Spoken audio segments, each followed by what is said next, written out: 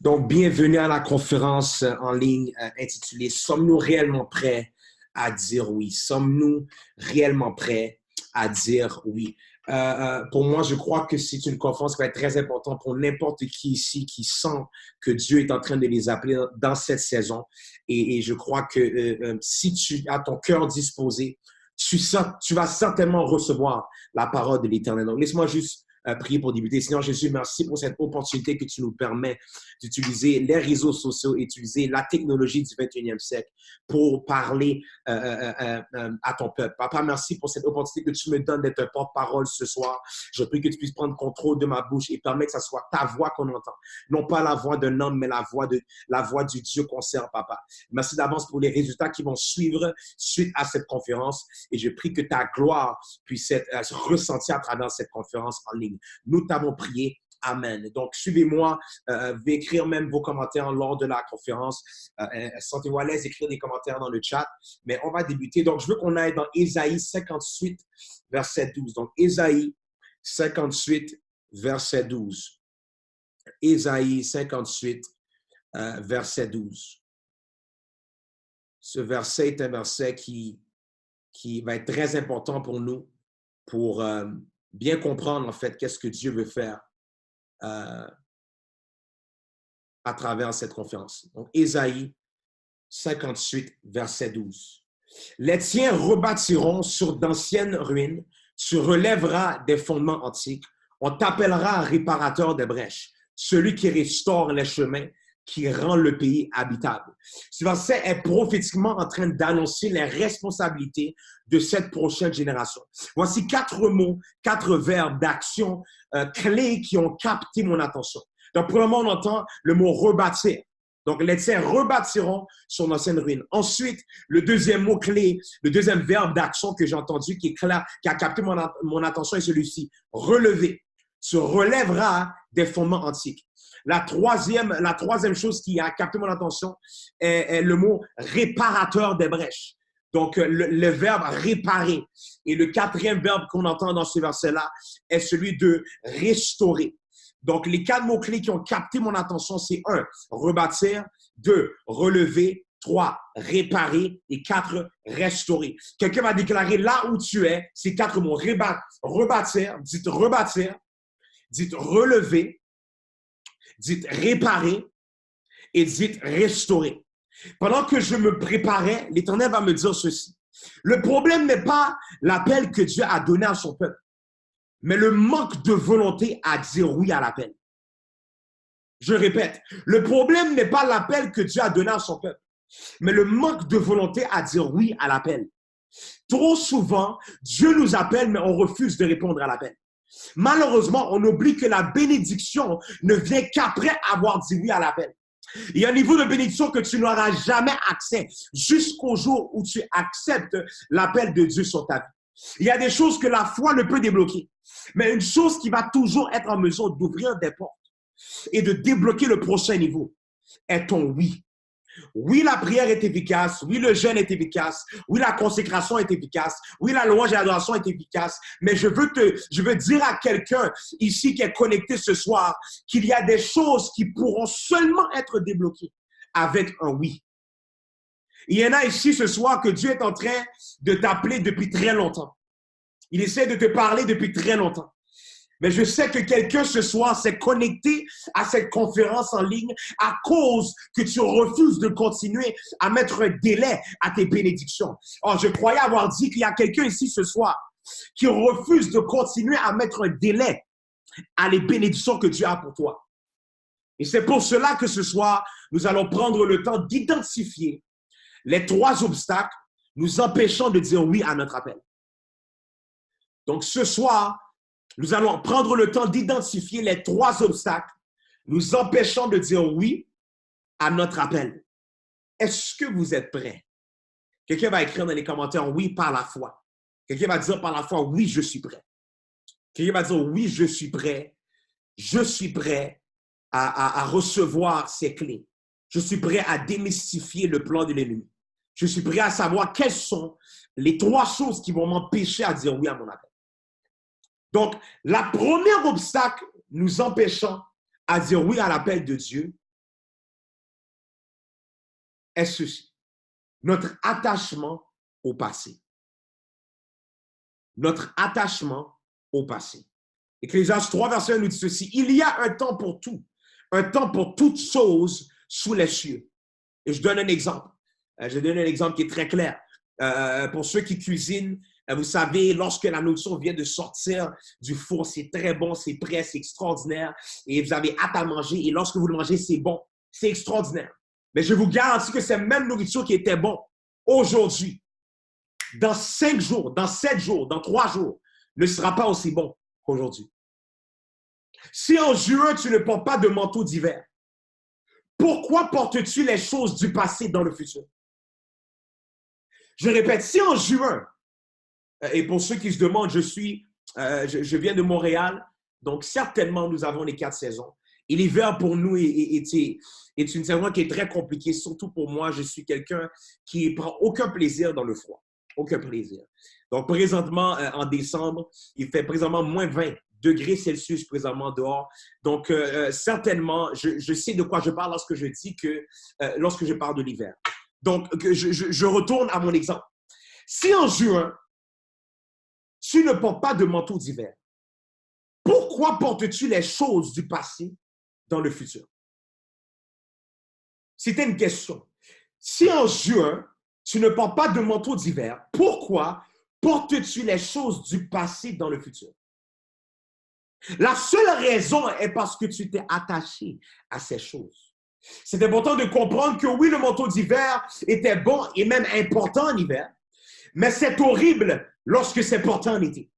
Les shorts étaient bien, les bermudas étaient bien en été, mais en hiver, c'est horrible.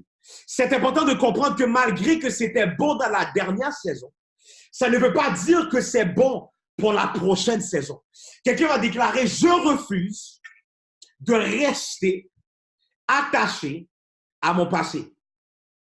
On en dit là encore une fois, je refuse de rester attaché à mon passé. Et c'est très important ce soir de déclarer. Lorsque je dis de déclarer, c'est important de déclarer. Pourquoi? Parce que la mort et la vie sont au pouvoir de la langue. Quiconque l'aime en mangeront les fruits. Donc, je veux que quelqu'un ce soir qui est connecté puisse déclarer ces choses-là et qui va croire que qu'est-ce qui sort de sa bouche sera certainement matérialisé dans leur vie. Donc, on va dire ce soir encore une fois, je refuse de rester attaché à mon passé.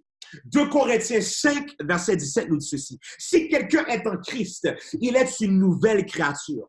Les choses anciennes sont passées. Voici, toutes choses sont devenues nouvelles. Quelqu'un doit dire, parce que je suis en Christ. On en dit là avec plus de conviction. Parce que je suis en Christ, je suis une nouvelle créature. Les choses anciennes sont passées. Toutes choses sont devenues maintenant nouvelles.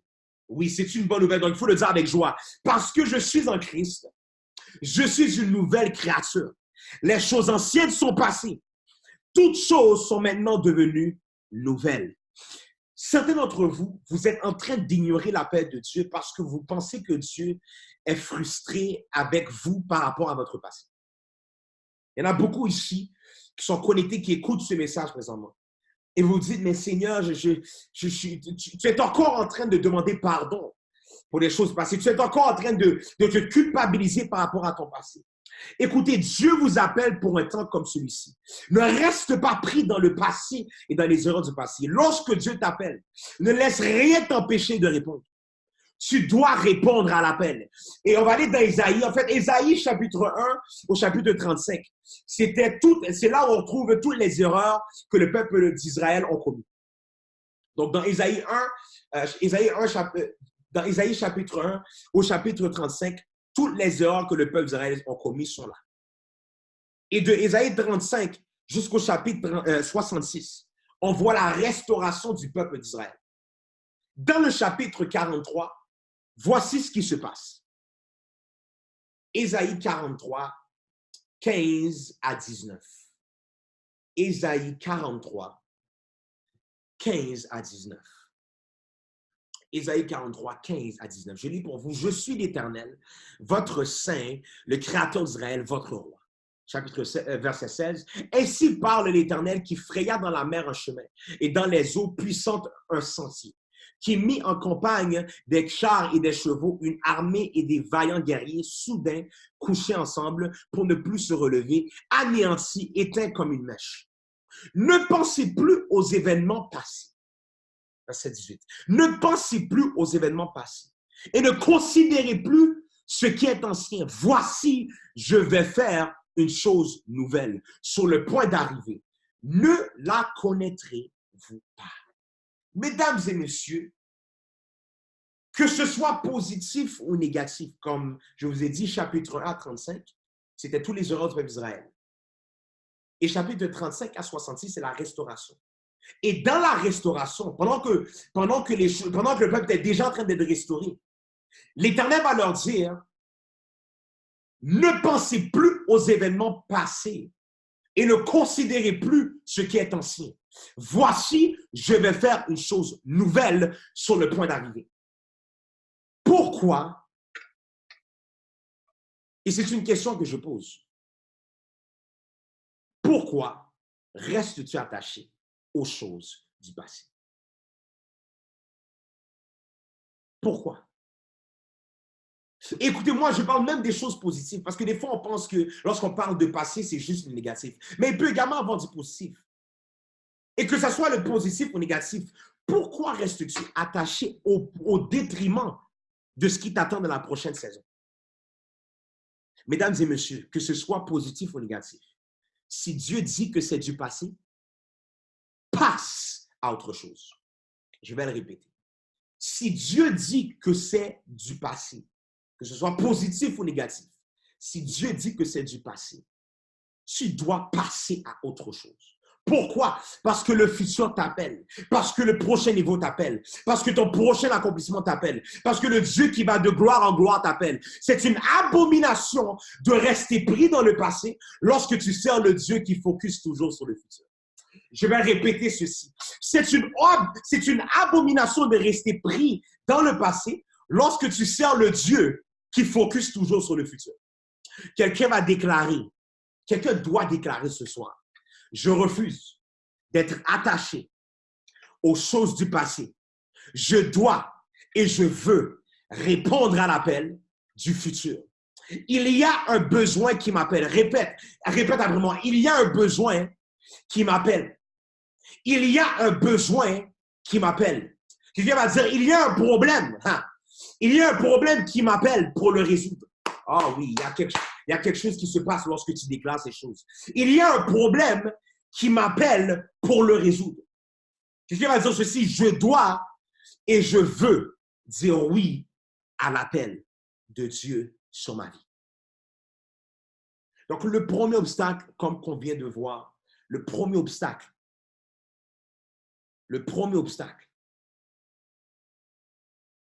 nous empêchant à dire oui à l'appel de Dieu, ce sont les choses du passé. Nous ne pouvons rester attachés aux choses du passé. Et cette phrase-là que j'ai dit tantôt, c'est très important de bien la saisir. C'est une abomination pour toi et moi de rester pris dans le passé lorsqu'on sert le Dieu qui focus toujours sur le futur. Nous devons de rester focusés sur le futur et nous devons dire oui à Dieu. Laissons tomber les choses du passé. Passons à autre chose. Tournons la page et focusons-nous sur le futur que Dieu a pour nous. Donc, la première obstacle nous empêchant à dire oui à l'appel de Dieu, c'est de rester attaché. En fait, c'est notre attachement au passé. Notre attachement au passé. La deuxième obstacle nous empêchant à dire oui à l'appel de Dieu. La deuxième obstacle nous empêchant à dire oui à l'appel de Dieu. Nos peurs. Allons dans Josué 1, verset 9. Josué 1, verset 9. Je crois certainement que quelqu'un est en train de recevoir une parole de l'Éternel ce soir. Allons à Josué 1, verset 9. Et je lis pour vous, ne t'ai-je pas donné cet ordre? Fortifie-toi et prends courage. Ne t'effraie point et ne t'épouvante point, car l'Éternel, ton Dieu, est avec toi dans tout ce que tu entreprendras.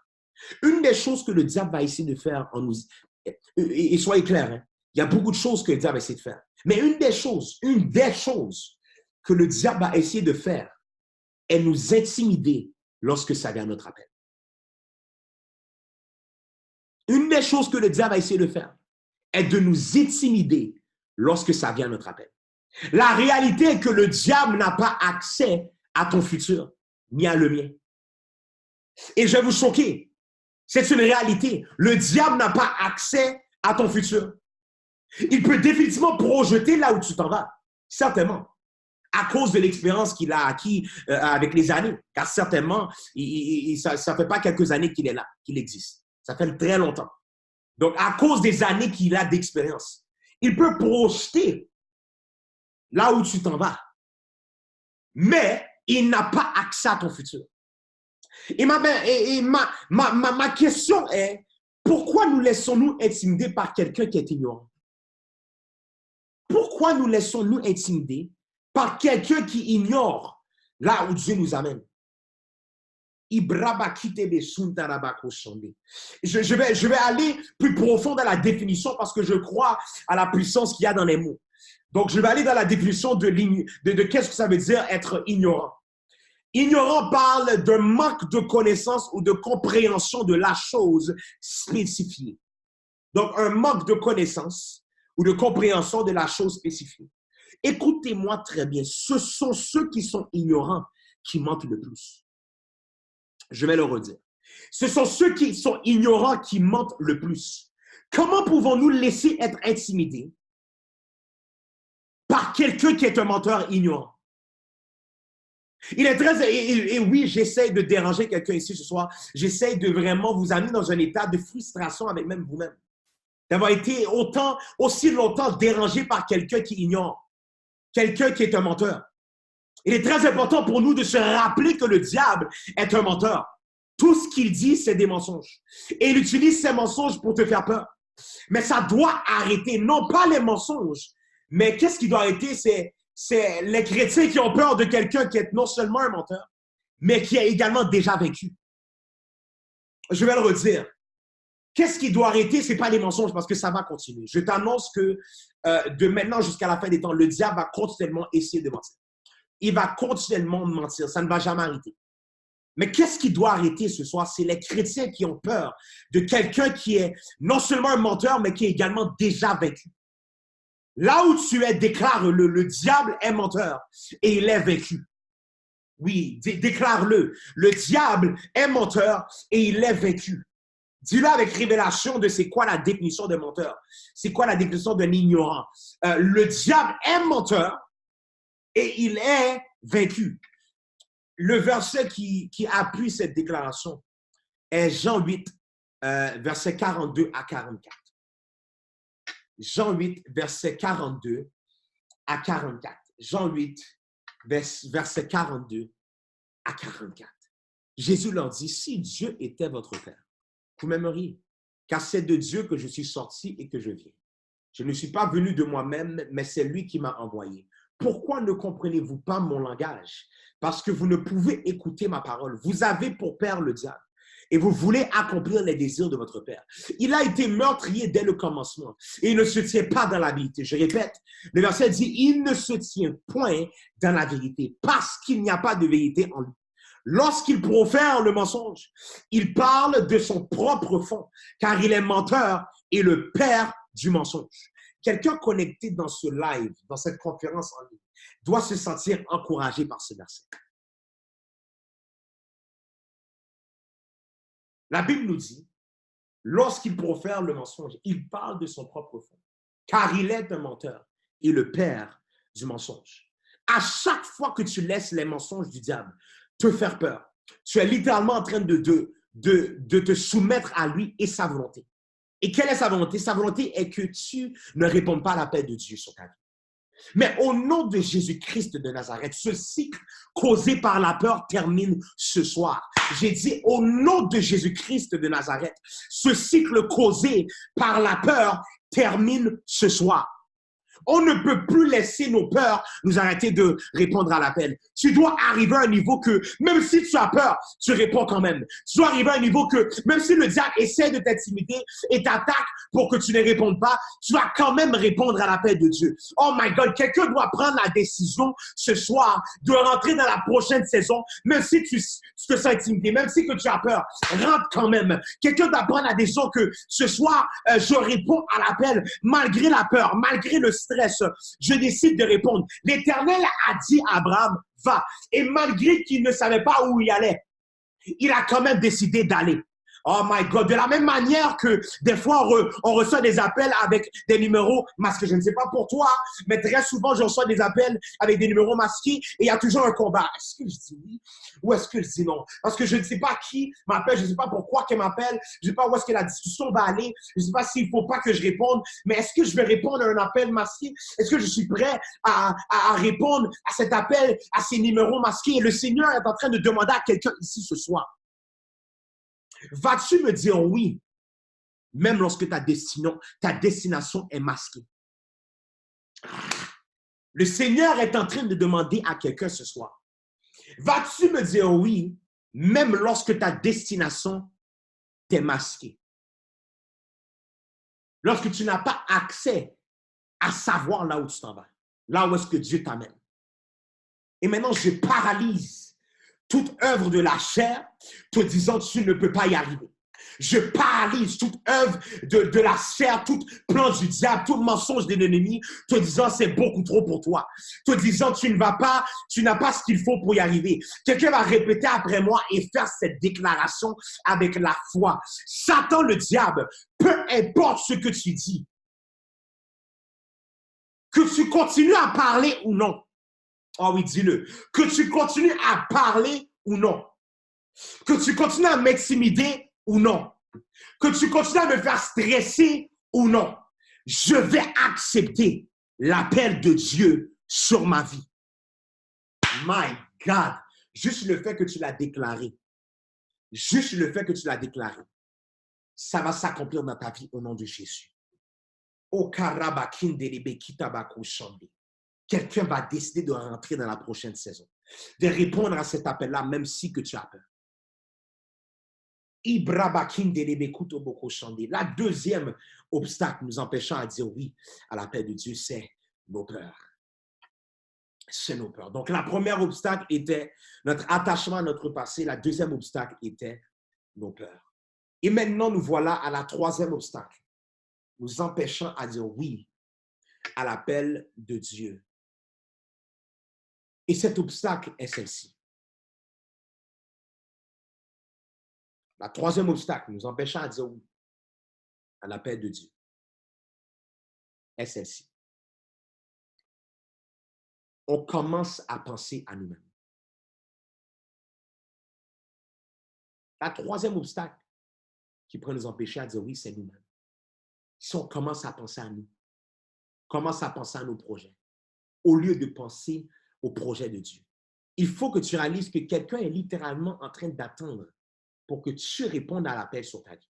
Il faut que tu arrêtes de penser à toi-même et commencer à penser à toutes ces personnes qui sont très fort probablement en route vers l'enfer si tu refuses de dire oui à l'appel de Dieu sur ta vie. Nous devons arrêter de penser à nos plans et commencer à focuser sur le plan de Dieu. Nous devons comprendre que jusqu'à ce que nous nous réveillons, des gens resteront dans la noirceur. Laissez-moi vous donner un secret ce soir. C'est un secret de la part du prophète Patrick Zack à vous. C'est un secret que je vous donne, je vous confie ce secret ce soir. Est-ce que vous êtes prêts? Je vous confie ce secret. Le diable a peur de ton oui. Le diable a peur de ton oui. Le diable n'a pas peur de tes plans, ni de tes stratégies, ni de tes rêves. Il n'a pas peur de rien de tout ça. Ce qu'il a vraiment peur, c'est qu'il a peur de ton oui. Ton oui est une menace à l'ennemi. Écoutez-moi très bien, il y a une chose que Dieu n'a pas le pouvoir de faire. Dieu a beaucoup de pouvoir, mais il y a une chose qu'il n'est pas en mesure de faire. Il n'a pas le pouvoir ni la capacité de prendre une décision à ta place. Et c'est pour cela que Dieu a permis au serpent de venir vers Adam et Ève. C'était un message de la part de Dieu disant qu'il nous aime beaucoup trop pour nous forcer à faire sa volonté. Mais il veut que nous prenions la décision de faire sa volonté. Je vous le répète, c'est notre secret. Le diable n'a pas peur de tes plans, ni de tes stratégies, ni de tes rêves.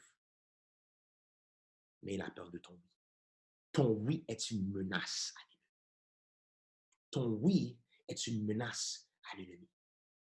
Et nous devons prendre la décision de dire oui.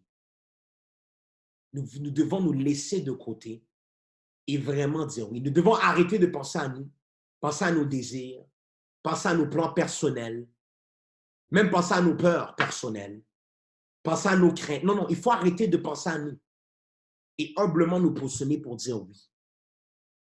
Il faut faire exactement comme Jésus a fait et tout mettre de côté. Premièrement, nous mettre de côté pour dire oui à la volonté de Dieu. Dans Luc 22, verset 42, Jésus pria et dit, « Père, si tu veux, éloigne de moi cette coupe. Toutefois, que ma volonté ne se fasse pas, mais la tienne. Que ta volonté ne se fasse pas, mais la tienne. » Jésus a littéralement laissé de côté sa personne, ses désirs, son plan, pour faire la volonté de celui qui l'a appelé. Nous devons nous mettre de côté et simplement, humblement dire, « Seigneur Dieu, j'accepte de dire oui à ton appel. J'accepte et je veux dire oui à ton appel. » Et je vais un peu donner mon témoignage. Je me rappelle encore lorsque Dieu est en train de me faire transitionner d'artiste à prédication, en fait à ministre, surtout au niveau de la prédication. C'était en 2016 lorsque j'avais sorti mon premier album anglophone. Et l'excitation était là. J'avais beaucoup d'opportunités au niveau des concerts, des tournées. Et bizarrement, Dieu va me dire de mettre de côté toutes ces choses-là pendant 3 mois.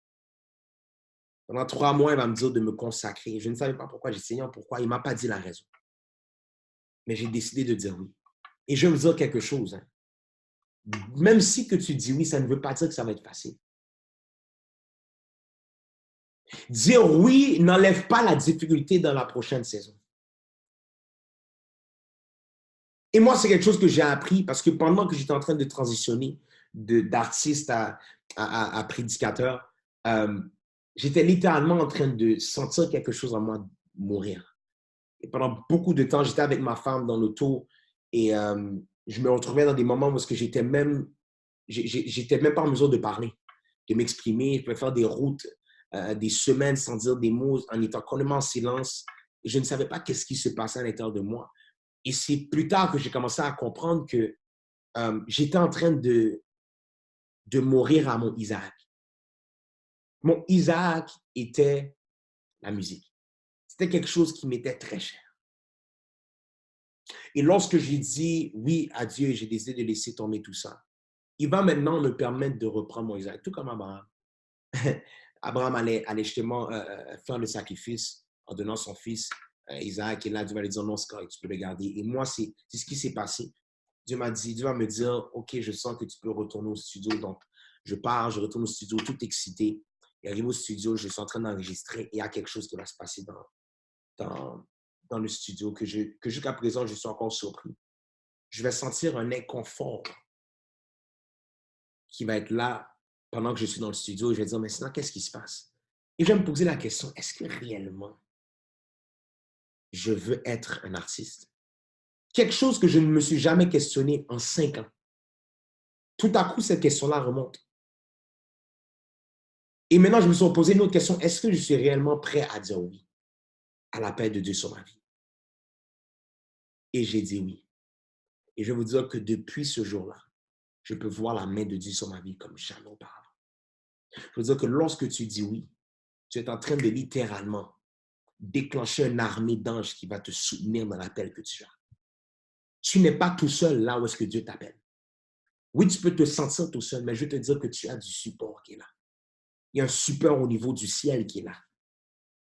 Et je parle à quelqu'un ici qui avait la difficulté à dire oui.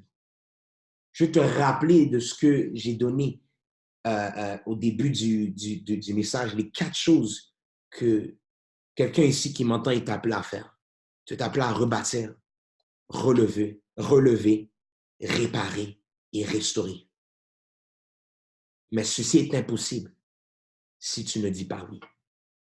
Donc, je veux vraiment que tu puisses prendre la décision, que tu prennes la décision ce soir de laisser ton passé de côté, laisser tes peurs de côté et laisser également tes désirs personnels de côté pour dire oui à l'appel de Dieu sur ta vie. Et je te garantis que le jour, en fait, au moment où est-ce que tu dis oui, tu vas t'apprêter à voir des choses que tu n'as jamais vues auparavant, des choses que l'œil n'a pas vues, des choses que l'oreille n'a pas entendues et qui ne sont point montées à ton cœur. Mais Dieu, pour qu'il débloque cela, il attend que tu dises oui. Et je prie que tu prennes la décision. Toi qui as regardé ce live, toi qui as regardé cette conférence en ligne, tu dois dire oui à l'appel de Dieu sur ta vie. Que Dieu vous bénisse. Et je prie vraiment pour ceux qui sont ici, ceux qui regardent ce live, que Dieu te donne la force à dire oui. Que Dieu même te donne, je prie même que ta foi puisse augmenter pour dire oui, malgré que tu peux ne peut-être pas savoir là où tu t'en vas.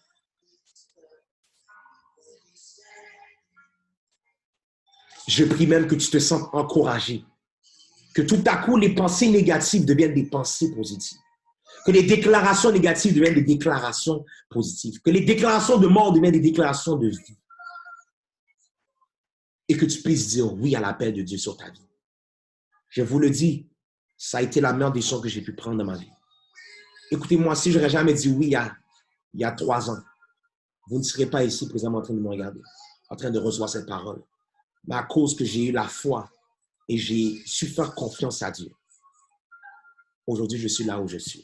Et je crois que tu seras en mesure de témoigner de la même manière.